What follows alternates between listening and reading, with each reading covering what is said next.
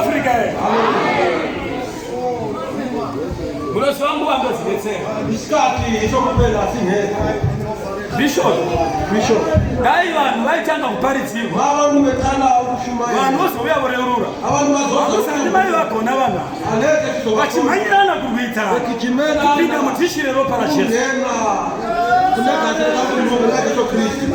Nokuti zvino mumwe nomwe pai right now vari kutofunga kuti aiwa ka ini ndinokwalifaya kana ndasvitsa kuna Mwari nokuti handifaniri kupinda mune imwe wakaripa mhosva ndikapinda Afrika.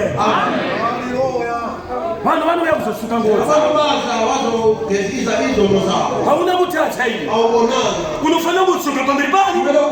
Uzvireurura wotenga Mwari waMwari. Wakaropofadzwa nokudana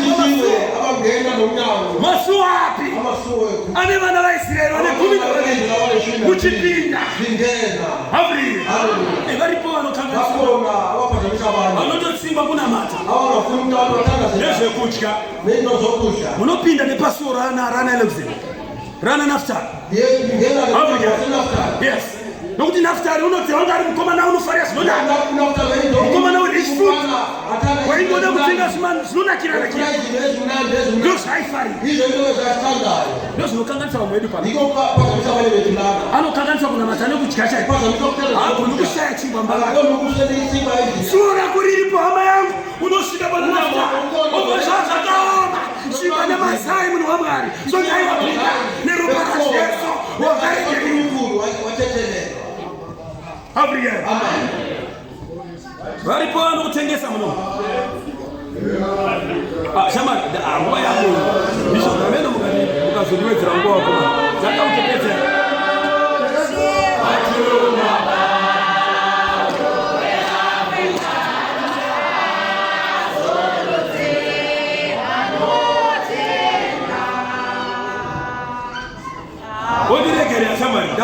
Ndatodarika mabhodha so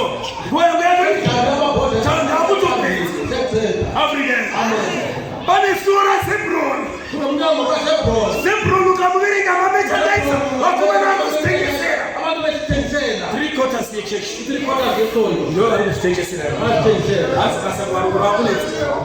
Asi pane zvivi zvenyu vari nehama zvaminazvo.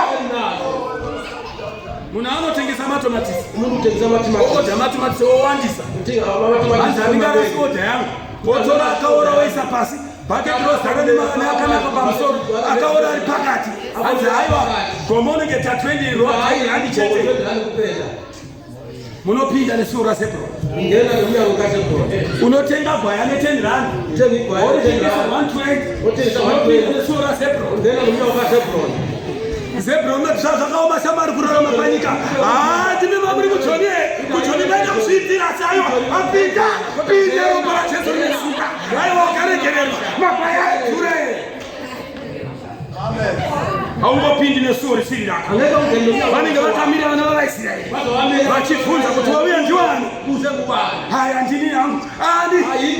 Mvangeri mhando waita ndezvitengesera vakati uya pano. Zebhuroni akakumirira. Waitengesa sei? Triple. Ye profit. Unozivawo sei iwe? Ukuzwa kanjani? Pane mumwe wandakambodzwa kwedu. Uko mumwe ngamuzwa kiti. Achiti amapostoli munotengesa. Asi zvinodhura. Zvinodhura. Kuita sei?